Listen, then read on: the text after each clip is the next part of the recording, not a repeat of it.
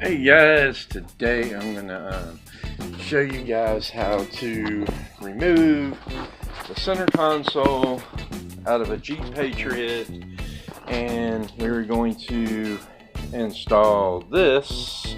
This is actually perfect size for a cigarette lighter, but I don't have a cigarette lighter in mine. I've just got a 12-volt outlet, so I'm going to keep that. And if I can get it open here with one hand, which I'm not going to be able to, it's got a little tight little plastic cover on it. But this is going to be a 3.5 millimeter to USB adapter. You know, those of us that have aftermarket radios, and you know, you got auxiliary input on the rear of the radio and a USB input on the back of the radio. So as you can see, I've already got the console out.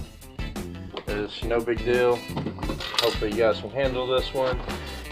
If you look down inside, there will be a rubber piece in the bottom of your center console.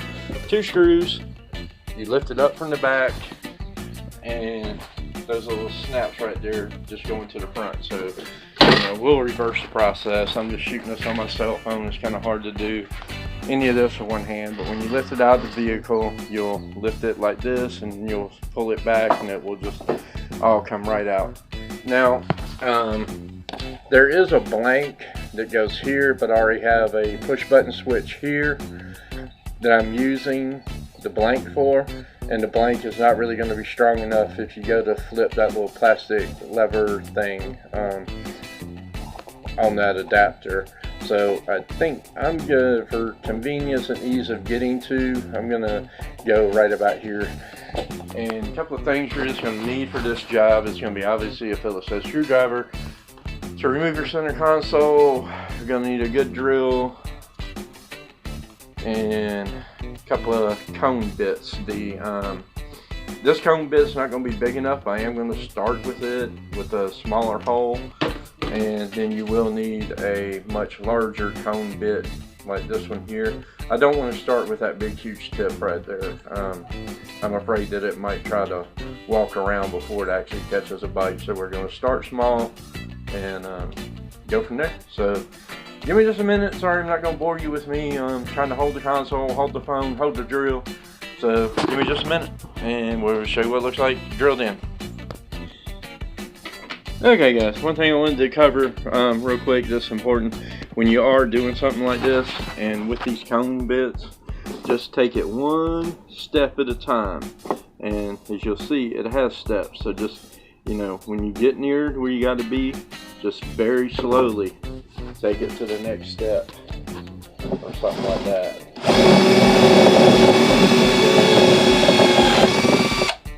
One more step. Let it clean itself up. So there we go, and let's try to do a test fit.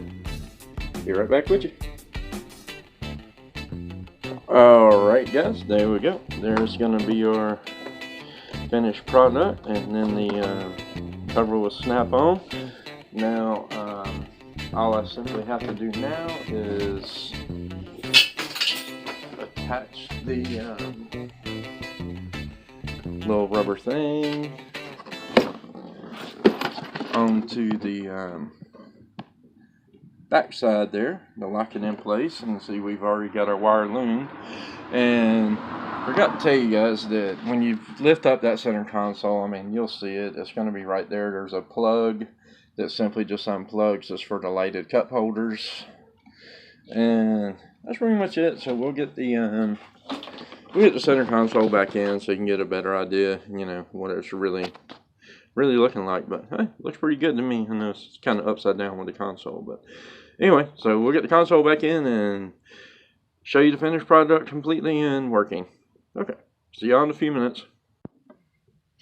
Alright y'all, as promised, we're actually putting the center console back into the Jeep here. So like I said, it was inside the pocket here.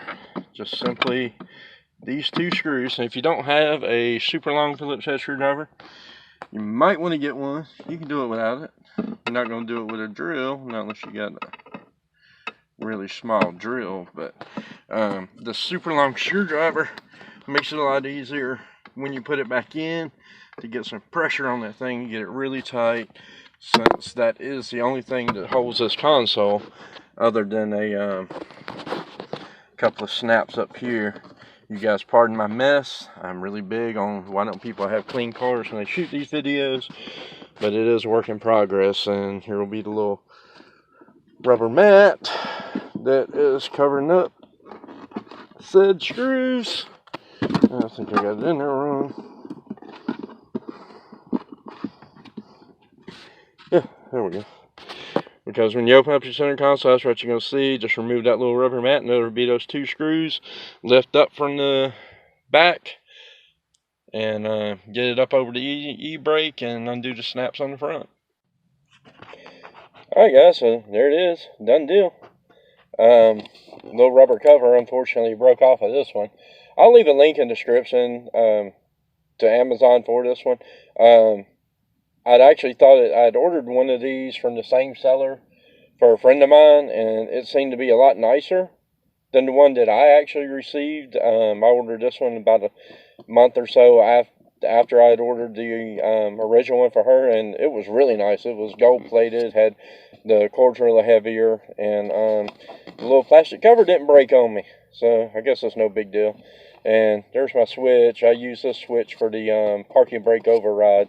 So, I'm not really going to tell you how to do that. I don't want to be responsible for you killing yourself.